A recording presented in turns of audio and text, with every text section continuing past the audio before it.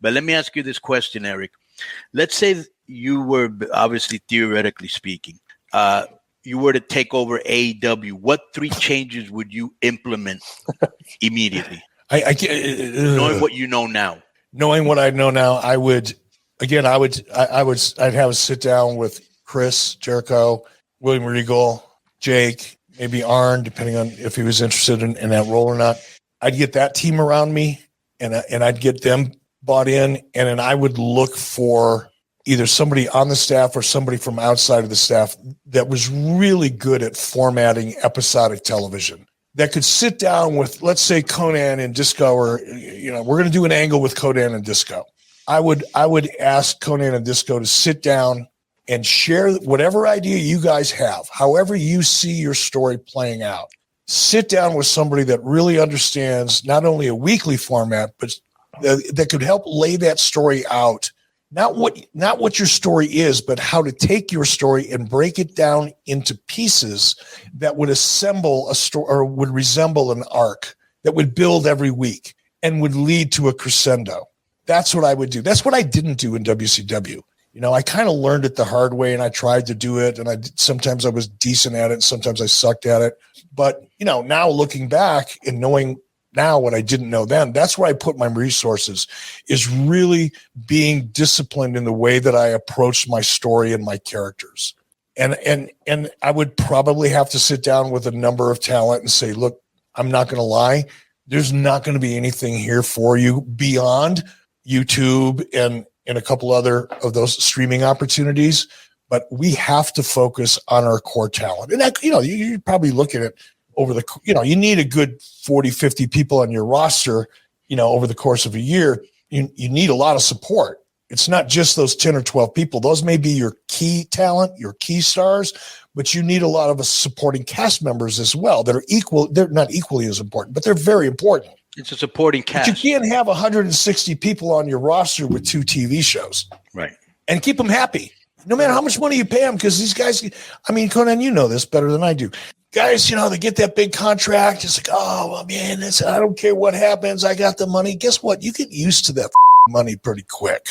Yeah. And if you're really a performer at heart, the money quits mattering after a while. You get used to it.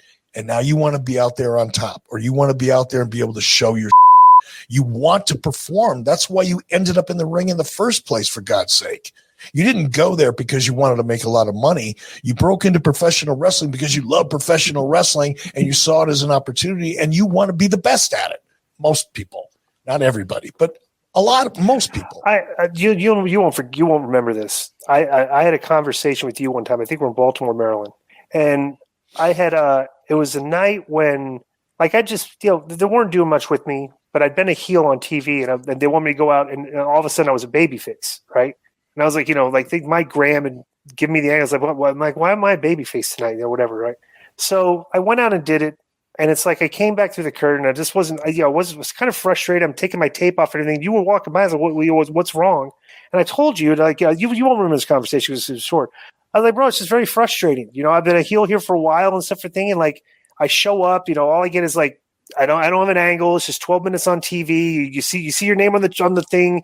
You see the number behind it. It's just frustrating, right? And you go, okay, well, I'll see what it was a very, very short, brief conversation. But to your point, that is one of the most frustrating things with talent is when you're not involved in something. Like when you're just showing up and you're a wrestler and you have a match. And it's just you have 13 minutes. It's a match. We don't know what we're doing with you next week. We didn't really do anything with your board, but it's that's the one thing I think Tony Khan didn't realize he was signing up for. Is like, dude, you got to keep people that you pay happy, and when they're not involved, they're not happy, And happy isn't just the size of the check, right, exactly. It's being involved in something, a story, an angle, or just 3 to 4 weeks of TV with a guy, so that you want to. When you don't have that. It's like, bro, I can tell that problem is great. You can tell, you get that vibe. You can tell that there's that vibe there now because you see a lot of talented guys that are not being used, and you're wondering, like, I can only imagine how these guys feel, like Miro and stuff. Like these guys that are very they're just not being used. Go ahead. He was telling you this story about Baltimore, whatever, that he said you wouldn't remember. See if you remember this story. I think we were in Club La Villa or we were in that Padre Island. But I remember that we were in trailers, and those trailers, remember the windows are like really high. Mm-hmm. And there used to be a show that Madden and Ryder and Jeremy Borash used to host, WCW Live. Remember that? Yeah, I think that was more towards the end, but yeah, I remember it. Right. There's a pre-show. They go live at the pre-show. Right. Right. So we were being, we got on there and we were bearing the company, and we didn't know that you were underneath the window listening, and you had a meeting with all three of us. And bro, who was it? You, Hall and Nash? Yeah, me, Hall and Nash. I'm sorry, I forgot to name the thing. It was me, Hall and Nash. We're on there just bearing everything and not giving a but unbeknownst to us, you were under the window and you had a meeting with us, and you tore into us first individually, then collectively. And then I just want to know if you remember this, because I thought it was a hilarious line. You said, you, Hall, Nash, and Conan, you guys are the gold, silver, and medalist of stirring and being a pain in the. He goes, and I have a good mind to send you to Saskatchewan, where it's 40 degrees below zero, and send you to a autograph signing. And Scott goes, cool, we're over in Saskatchewan. I was thinking, how great was that? You remember that? No, I don't remember that, but I can see it happening. I can see it, because that kind of thing happened on a fairly regular Oh my God. That guy had a great. Here's a funny thing though. Whenever I'd get into it, especially with Kevin Nash, man. Kevin and I would get into it. Right. And I missed that because we'd get into it, and there were a couple of times I thought, well, he's just going to kill me. That's all. It's just, this is going to escalate and I'm going to get killed, and that'll be the end of that. But once it was over, we'd sit down and have a beer and a burger and hang out. But you know what? I think it was over. I think also one thing you've probably also realized, Eric, that acrimony sometimes serves as an instigator for both parties to do better. Because you know that if you don't have something for Nash, it's on. And Nash better, go out there. And because I always thought, like, for example, like, I'm going to take you and my dynamic. I can imagine you think, who the does this guy think he is? He just comes in here and speaks his mind. This guy, I'm going to show. And I'm like, well, Eric, I was a big star in Mac. And so we're both trying to get over on each other. But I knew that if I didn't go in the ring and produce, because I remember one time specifically, we were in Houston and me and Ray were tagging up and we wore these orange prison garb. And I was like, and you were on commentary. And I was like, let's blow this out. It's full of Mexicans. DJ Ran is on the thing, bringing us out the music, and let's show them all the cool we can do. And bro, we went out there and we blew the roof off that. You actually came up to us in the dressing room. You were like, wow, that was really good.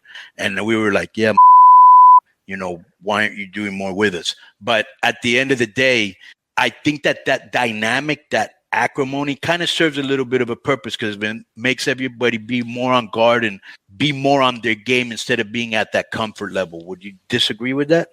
I think in some cases, yeah. In some cases, it can work the other way, Right. And again, I'll use Kevin as an example. I had a lot of respect for Kevin.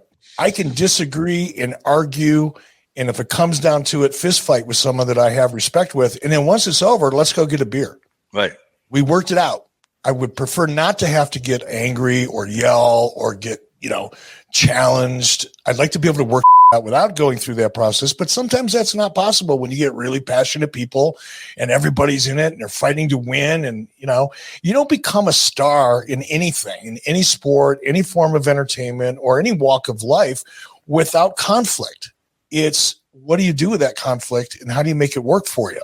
And at least, like I said, with Kevin, our formula was simple. We were both brutally honest. Neither one of us would back down if we believed in what we were saying. We'd work it out. And then once we decided, okay, this is where it ends, that's where it ended. And we'd move on and we'd make money together and we'd do business together and we could still be friends.